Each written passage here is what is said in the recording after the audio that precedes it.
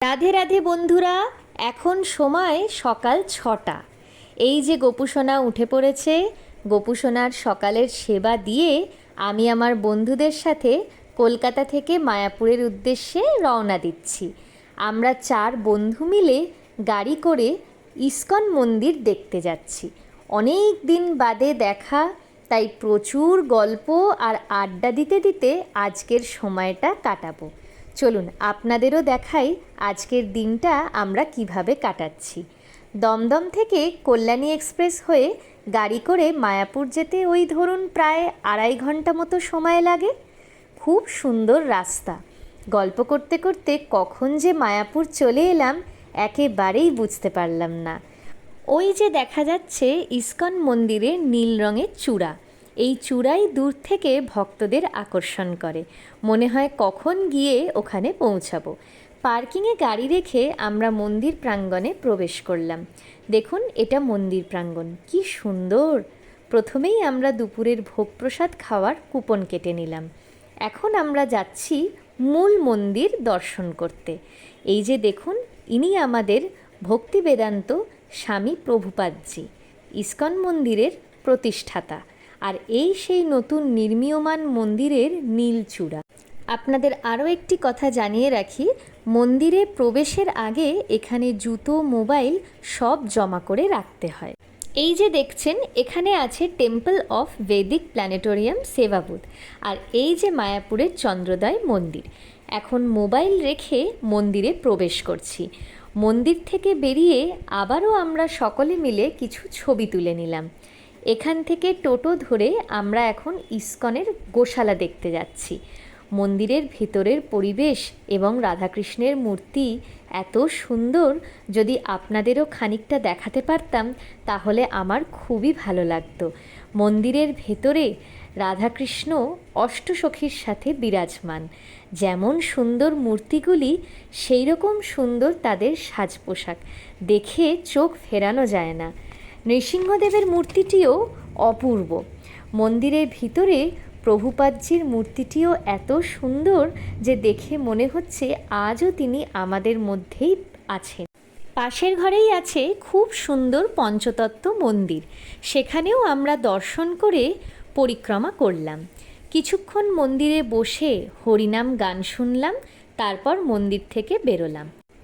দেখুন, কথা বলতে বলতে গোশালায় পৌঁছে গেলাম। এই হলো গোশালার গেট। এটাও কত সুন্দরভাবে তৈরি করেছে। সিঁড়ি দিয়ে ওপরে উঠে দেখি এখানে অনেক গাভীমাতা আছে। নিচে অনেক দোকান রয়েছে। এই দোকানগুলোতে এখানকার তৈরি দই, ক্ষীর, ঘি, মধু, মালপোয়া আরও অনেক কিছুই পাওয়া যায়। এই দেখুন বন্ধুরা, আমরা এখন এখান থেকে ক্ষীর আর দই কিনে খাচ্ছি। দারুণ স্বাদ। বাড়ির জন্যও আমরা কিনে নিয়েছি। ওখান থেকে টোটো নিয়ে এখন এসে গেছি ফুলডোম থিয়েটারে। পার হেড 40 টাকা করে টিকিট কেটে এখন আমরা বসে আছি। এখন ভিতরে শো চলছে। 10 মিনিট পর আমরা ঢুকবো। যাক, আবারও কিছুটা ফটো তোলার সময় পাওয়া গেল।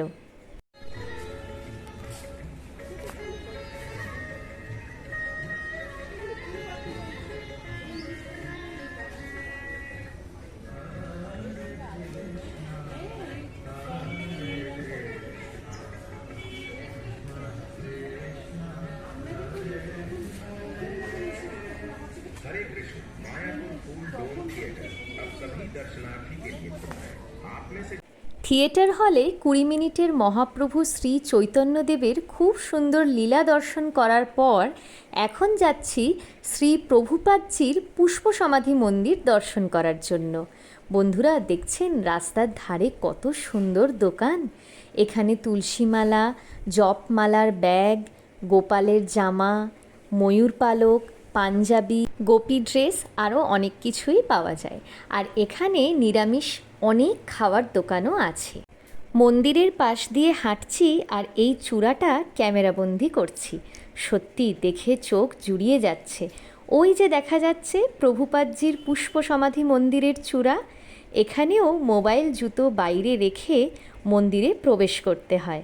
মন্দিরের ভিতরে সিঁড়ি দিয়ে উপরে উঠে দেখি কি বিশাল প্রভুপাদজির পিতলের মূর্তি আছে, অপূর্ব দেখতে। মন্দিরে কিছুক্ষণ বসে আমরা বেরিয়ে এলাম।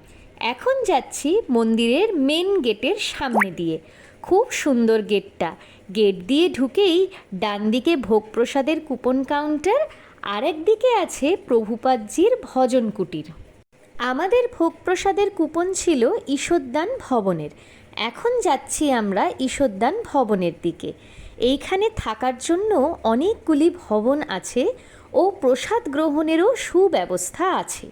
এই ঈশ্বরদান ভবনে আমাদের থালায় অনেক নিরামিষ পদ রয়েছে। যেমন সুন্দর পরিবেশ, ঠিক সেরমই সুন্দর প্রসাদের স্বাদ। আর যতবার লাগবে ওনারা ততবার এসে দিয়ে যাচ্ছেন। খাওয়ার পর কিছুক্ষণ ঘোরাঘুরি পর্ব করে আমরা বাড়ি ফেরার জন্য রওনা দিলাম। বন্ধুদের সাথে দারুণ কাটলো আজকের এই দিনটা। আমরা আবার পরের বার দেখা করার জন্য অপেক্ষায় থাকলাম। এই দেখুন, ফেরার সময় কি বৃষ্টি পড়ছে, চারপাশে কিচ্ছু দেখা যাচ্ছে না। তো চলুন বন্ধুরা, ব্লগটা এখানেই শেষ করছি। আশা করছি আপনাদের দেখতে খুব ভালো লেগেছে। আপনারা ভালো থাকবেন, সুস্থ থাকবেন। আবার একটা নতুন ব্লগে অবশ্যই দেখা হবে।